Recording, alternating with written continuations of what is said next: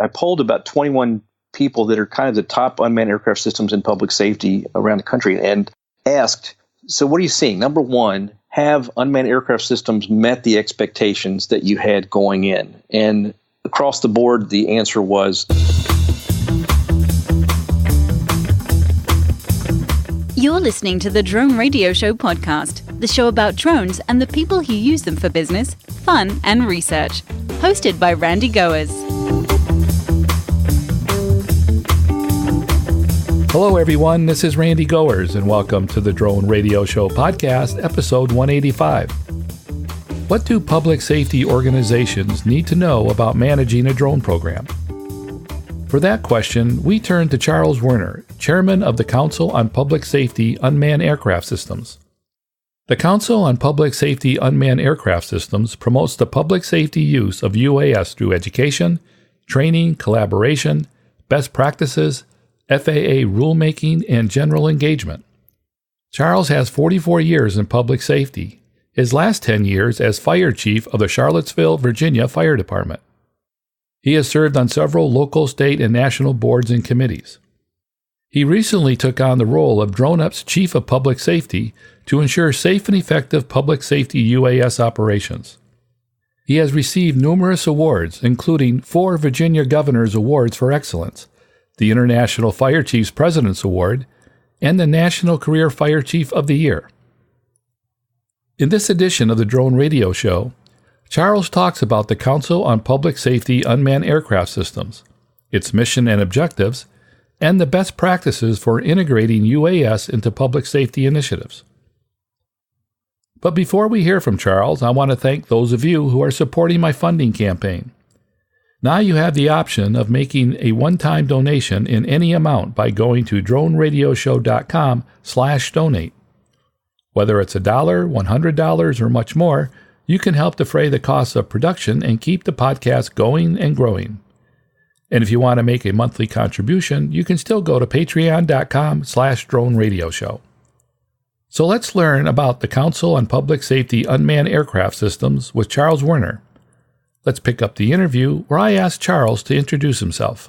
I'm Charles Werner. I'm the chair of the National Council on Public Safety Unmanned Aircraft Systems. I'm also the public safety chief of the DroneUp, a nationwide drone for service company. And I'm the retired fire chief from Charlottesville, Virginia. So as a retired fire chief, we can assume you have a background in public safety. Yes, and after my retirement, I also spent 2 years working with the Virginia Department of Emergency Management and spent about a year there as the acting deputy state coordinator for that agency. When did you retire? I retired in September of 2015.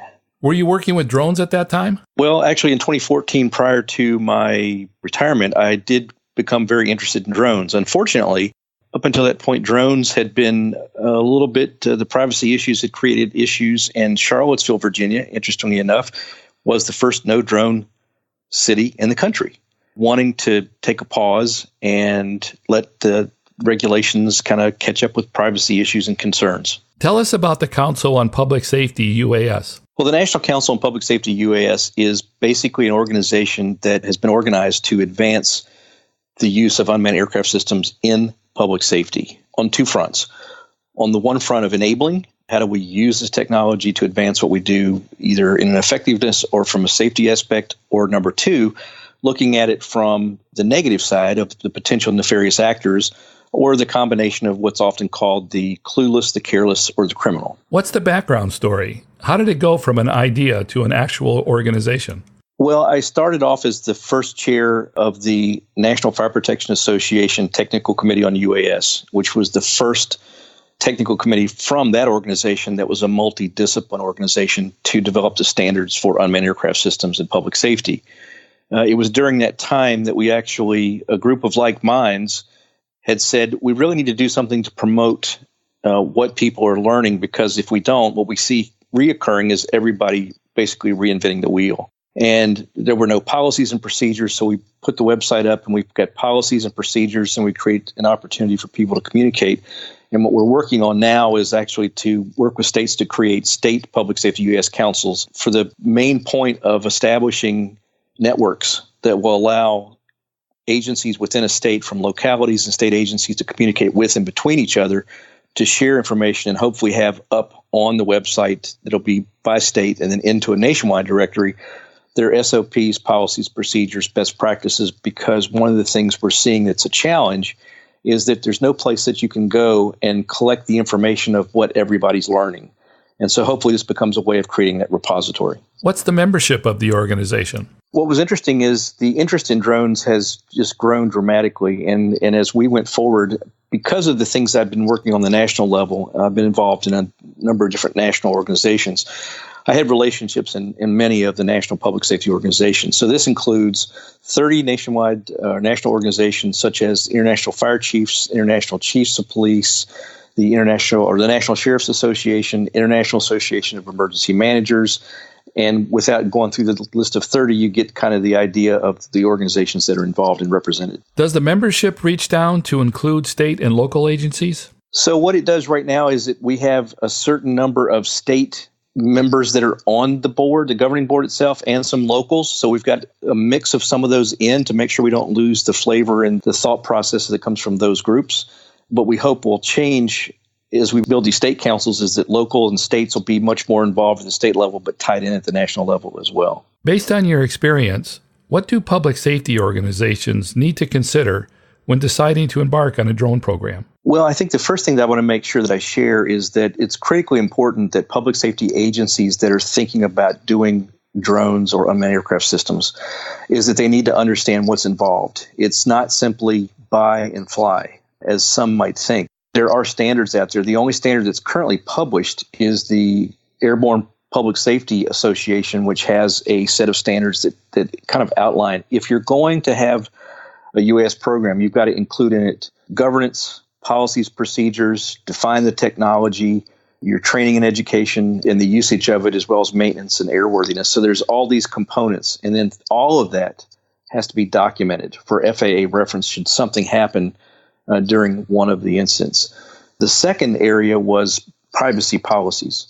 It's important to look at the privacy policy and understand and be transparent from the very beginning in your communities. That we've seen across the board that where you fail to do that and the questions start getting raised by citizens to elected officials, that you can very quickly find yourself at a pause and have to go back and reinvent that part of it and do it again. Some of the things that we're seeing that we've learned, I polled about 21 people that are kind of the top unmanned aircraft systems in public safety around the country and asked, so what are you seeing? Number one, have unmanned aircraft systems met the expectations that you had going in? And across the board, the answer was, we have exceeded what we thought would happen with unmanned aircraft systems. And from my own perspective, I sat down at first and started looking at how could drones benefit public safety in all the different disciplines that we do, and had first came up with an article that I wrote, I think in 2015, with about seven ways out of 100 that you could use drones. Well, now I would say there's probably 7 ways out of 100 that you don't use drones, because what this has done is it has really changed the view for an incident commander. And for an incident commander at an emergency incident or an emergency manager at a disaster, the worst thing is not knowing what you don't know. And what drones have done is they have changed our ability to see things from a bird's eye view and understand how bad is bad. So what else stands out from your experience? Yeah, so the other thing that we've learned is that departments that have matured now and have successful drone programs, what they found out very quickly is they end up flying more missions than they ever thought. And tailoring into that next piece of it, they also end up flying more types of missions than they ever planned. So now they may have had a narrow thought that we're going to do search and rescue. Well, then it turned into flying over fires, structural fires, and in wildfires and in damage assessments. And so the thing just kept carrying on. And if your pilots are Part 107, which is recommended, you might be pulled into doing some shots for the city for economic development or tourism. And suddenly your people that are pulled in that have other duties are starting to be involved in a lot more missions than anyone had ever expected. And if you kind of mirror that and look at the military, you can learn from the military that they've already seen that they have trouble maintaining drone pilots just because of the demand that's on the situations, and that they do very few missions that they don't have reconnaissance from a drone before sending in troops. You know, for me, as an employee of a local government, I've seen instances where a program gets funded, then outgrows its mission and its budget.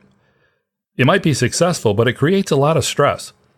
And like you observe, people who are expected to devote part of their time to UAS may now find themselves working nearly full-time. How are your members coping with this type of situation? Right, and that's the exact next point. Is the next piece is they start realizing now that they're flying these different types of missions and more of them, is that I need a different aircraft. And so now your aircraft and your payloads and your sensors and your cameras and your FLIR and all that stuff starts to adding up very quickly into cost. So now you've got the budget issue of, okay, how am I going to pay for these new things that I know really make sense, but really hasn't been built into the budget at this point. The next piece that plays into that is the demand on the people's time, that we're kind of part-timing this and could have easily done it as just small segments of their time in other pieces. But now the demand is going from a part-time basis to a full-time basis, and they're feeling the pain in a number of ways. One, they're feeling the pain as to who do they get to do it? Do we need to train more people? And all of these components add up. So more training now might mean more overtime, and I've got to train more pilots so that I have more of them. And so you start seeing these little exponential increases on all these things that play into the cost factor. And one of the things that was really telling, I was at the Texas Public Safety UAS Summit a couple of weeks ago, and a couple of the people there, when I asked, I said, how many of you are feeling the pain of this staffing issue? And a lot of people raised their hand to the point where a number of them said, we had trouble even coming to this conference just because they didn't want us to be out of town in case they needed us to fly. So you're starting to see that demand having an effect on the people that are doing it. Is it difficult for public safety organizations to justify the benefits when maybe they've only been approved for a certain and probably lower level of service? I mean, from my experience, an increase in demand might sound great, but if new resources aren't found, there can be a lot of issues. I think they're right at that point where they're struggling. It's meeting the demand versus the requirements is starting to slow things a little bit, where people are starting to take a pause and say, let's rethink this. One of my suggestions has been from the very beginning is that agencies or departments that are going to implement drone programs, that they consider doing it in shared resources. In other words, do it regionally or do it with multidiscipline. I'll give you an example. York County Fire and Sheriff's Office do it jointly. So, if they have a fire incident, the Sheriff's Office can fly. And if they've got a law enforcement event, the fire guys can fly. And they've come together very much as a better team because they understand operations better and they help each other. But even beyond that, maybe it's looking at multiple departments or multiple regional departments coming together, 2 and even 3, to start sharing the load of cost, training, staffing, and all those kind of things. So the burden doesn't fall on one. And one unique place that's doing some great stuff is Delaware, the state of Delaware. They're a small state, but they took the stance of saying, let's identify who's interested. Let's kind of create a statewide plan of how we can work together, and we can all know who's got what, because sometimes when things go bad, you might need more than one drone, or if yours is busy and you've got something else in your area that you need, who do I call next, and how do we operate together? That's going to be the big piece that comes forward, is how do we now have multiple public safety agencies that arrive at an incident that have unmanned aircraft systems? How are we going to coordinate the airspace? So Delaware's kind of taking a lead on that, and Texas was kind of picking up on that and looking like they were going to run with that same kind of idea.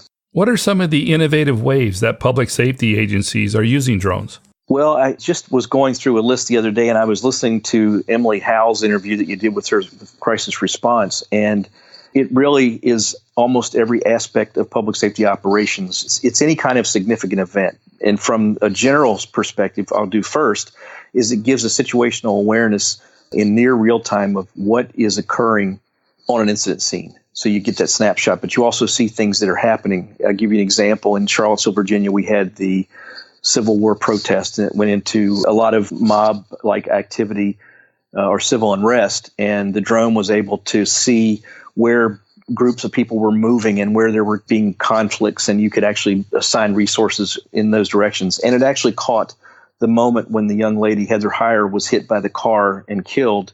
So you start having a whole different understanding of what's taking place. And then it goes for structural firefighting, forest or wildland fires, where now you're able to see, in some cases, not only where the fire is moving to, but in a couple cases, we saw that as drones were returning, the smaller drones were returning, they also caught spot fires that had started in other places they didn't even know. So now there's this other aspect of finding things that you didn't expect But hazmat, and I know that down in Manatee, Florida Fire Department, they're working currently on how do we use this in hazmat situations to detect and identify certain types of chemicals or gaseous agents, and they're working with DJI on that. And then we just had the European Emergency Number Association came out with the report on all the work that's been done on search and rescue over in the UK. And then we've got places like Orange County, California, using it for shore patrol, looking for great whites so that they can warn people. And a lot of this was previously done only by helicopters. And then you've got tactical operations, SWAT operations, flooding, water rescues, technical rescues, and a lot of those things that you could never see what was happening over the side of a cliff with your person who's trying to make that technical rescue, and now you can. And even using search into those areas that you couldn't go into because they were so dangerous. And now you're able to actually do searches in areas and remove those issues of danger where rescuers may have had to go in before. Now, many of the things that we talked about involve first responders. So how does your organization work to bring the lessons learned to the front lines? Well, it's actually trying to be a connector. It's doing things like being on your radio show today, to be able to tell about the National Council, to be able to share through your questions and answers what is being done with public safety and where can they go and talk to. So I get a lot of emails just for people saying, can you help me with hazmat? Do you know who's doing that? And I can connect them directly with them. I get calls from different types of universities that are saying, what's happening in the public safety environment? Who are some of the best of the best? And so we connect them up, and that network continues to grow, and we start sharing more information back and forth, which is hopefully, as we get this nationwide directory in place, that will really change all that. Because the other part that we're learning is that there was an idea that we could do training in certain places and people would come to those places that might be far away from their departments, and they would have travel expenses and they would have to backfill and do overtime. And we're seeing the training really has to occur within the regions. So it's having those conversations and saying who is doing what in public safety, which public safety agencies wish to go forward and do something, and what training do you need so that we can start sharing and coordinating where we can have these training sessions set up, how we can share best practices and so on. Do you interface with the federal government and any of their committees? We do. In fact, I had reached out to the Department of Homeland Security, the FBI, FEMA. We've had conversations with them, and we talk and share with some information about that. I actually reached out to FEMA before the hurricanes, and unfortunately, before the hurricanes in 2017, the really main focus on the federal government was counter drones because of the concern of the drone that landed on the White House lawn. And so it took the hurricanes, I think, to shift things for the federal government to fully understand the value that it was going to have for public safety. I mean, literally, Harvey, Irma, Maria, there were thousands of unmanned aircraft system flights without any real serious incidents that I'm aware of, and flying in conjunction with and with no issues with manned aircraft. So while there may have been 10,000 rescues that were being done in Harvey, there were other flights that were being done showing situational awareness of where's the flooding, what roads are open, which ones are closed. Are there any other issues that we need to communicate to manned aircraft that may have to actually do the rescues? That airspace congestion situation that you mentioned, is your organization working with others on that issue? So when we talk about the advancement of public safety UAS, that means all the aspects. So that the next big piece is, there's kind of this discussion about unmanned traffic management and how are we going to go forward and do that? What kind of technology is out there, and how do we coordinate that during a disaster? How do we have a centralized location? And what we're seeing is a lot of that ends up being done through temporary flight restrictions with NOTAMs that go out and say, you don't fly in this area during a hurricane. If you have a need to fly, here's the point person to contact. But we're trying to figure out how do we create a way that you could make a request for flight so that you come in a central place and you can approve those and you could actually monitor and see where people are flying at different places. That's going to be the next challenge. And that was kind of the point I was making when you have multiple agencies, local, state, and federal, that arrive at a significant incident. And now we're going to have these multiple agencies. How do we coordinate that? I was corrected the other day. I was talking to a gentleman at NASA, and he said, we need to change that we need to get back from unmanned traffic management to just air traffic management, because it really is how do we manage both manned and unmanned to be able to fly in the same space. What's on the organization's agenda for the next year? The key things that we're hoping to achieve is to create the state councils, which will create those networks that will allow us to communicate, share information, determine who and where needs training. And that sharing of information means not only the policies and procedures and training and scheduling, but also things and advancements in the world of unmanned traffic management or air traffic management. to go forward. And I think that the exciting thing is I'm also on the Virginia IPP team. We just had the first waiver that's been given to State Farm Insurance after a great deal of work by the Mid-Atlantic Aviation Partnership to deal with the risk management to allow a beyond visual line of sight and flight over people for Virginia, North Carolina, South Carolina, and Georgia following the hurricanes. And that's a huge step going forward. And then there's another group that I work with, which is called CAPE.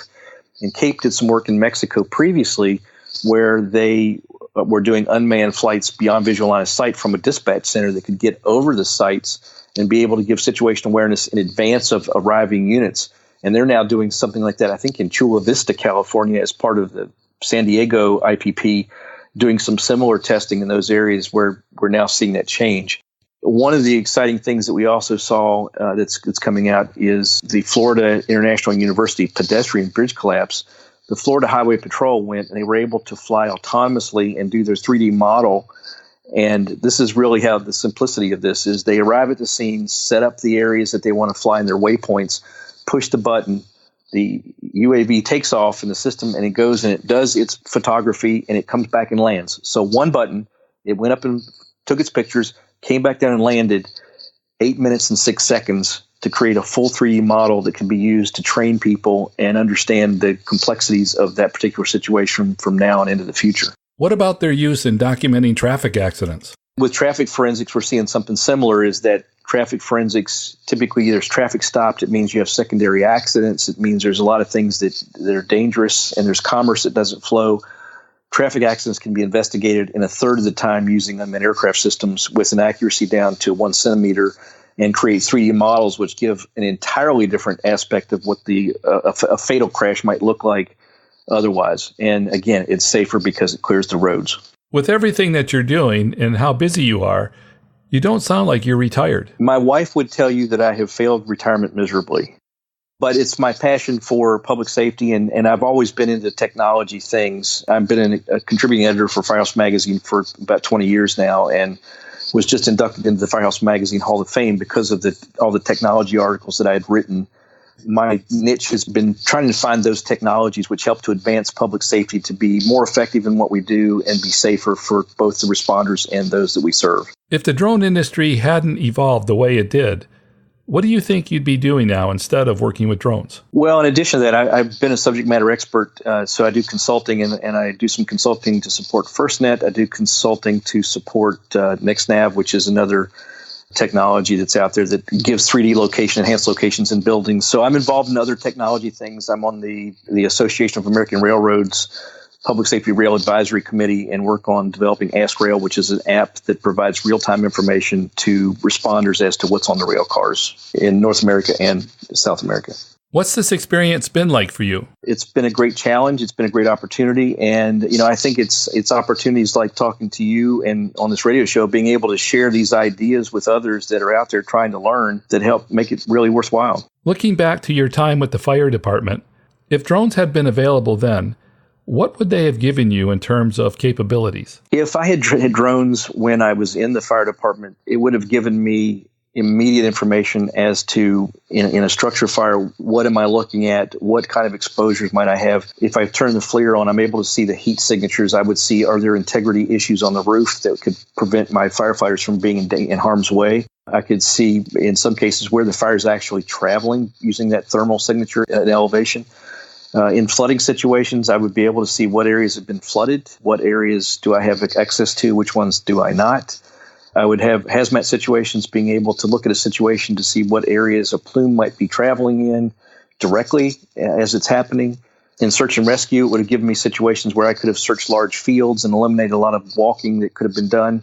And I think as I look forward, what I see now is the FAA has repeatedly said that unmanned aircraft systems or unmanned aircraft are the future of aviation. And if I take it to the next step and say, what do I think it looks like? I think it looks like air ambulances that pick rural patients up and can be transporting someone to a hospital unmanned or unpiloted, let's say. And then the opportunity for medicines to be delivered in underserved areas or areas that are not accessible to floods, or air tankers, the helicopter tankers we see now going into wildfires, that they're actually unmanned. so that they can go in and deliver things, and that dangerous flight that takes place would never have a person in harm's way. So I think all these things are going to still continue to transform everything that we do in ways that we still haven't imagined. Is there anything that we missed about the National Council on Public Safety, UAS, or drones and public safety in general? From a public safety standpoint, I see very few areas that would not benefit from having an unmanned aircraft system. There are just so many advantages of things that you can see in circumstances that might not otherwise allow for aircraft. I mean, in the past, we would always enjoy having a helicopter or a fixed wing that could fly over and give us a bird's eye view or give us some other ideas of what's there, particularly in an airplane crash in a rural area that's hard to find or hard to get to. But we don't do it because it's too expensive. And so unless we had somebody that happened to be close by or flying over the area, we just would never have had the views that we have now. The article that you're writing for the Crisis Response Journal, can you tell us a little bit about it? Well, I think that you have kind of given a preview already by the questions that you've asked. What's going to be in the article is that I'm actually sharing these ideas that you've asked me about. What were the main points and things that we're learning now? So the same premise of what we've talked about will be in that article. And my final question, Charles, what message would you like to leave in regard to the National Council on Public Safety and its work with drones? Well, I think the thing I'd like to leave with them is that if they're in a state where this hasn't started and they're interested, to reach out to me. And we'll be glad to have a conversation, and I'll share the information of how they might be able to go about doing that. We're working with 21 states currently, but that leaves a large majority of others that aren't. And if we have somebody, I can let them know somebody's already working on your area. Maybe you can help work with them. But the other part is go visit the website, see what we have to offer. And if you have any other ideas, send me an email. That's it for episode 185 of the Drone Radio Show. I hope you enjoyed hearing from Charles Werner of the National Council on Public Safety, UAS. I want to thank Charles for taking the time to speak with me. If you want to learn more about the National Council of Public Safety, UAS, or want to connect with Charles, check out the webpage at publicsafetyuas.org. If you like the Drone Radio Show, please consider supporting the podcast with a small donation. The content is always free, but for as little as $1, you can help defray the cost of production. To donate, go to DroneRadioShow.com/donate or Patreon.com/DroneRadioShow. And thanks for listening. Your support means a lot to me, and I hope you'll listen to more episodes of the Drone Radio Show podcast to hear how others are using drones for business, fun, and research. For the Drone Radio Show, I'm Randy Goers. This has been the Drone Radio Show podcast. More information on today's show can be found on our website at www.droneradioshow.com. If you're using drone technology for business, fun, or research and would like to share your experience on the show, please visit our website and fill out a guest appearance application. And don't forget to follow us on your favorite social media channels.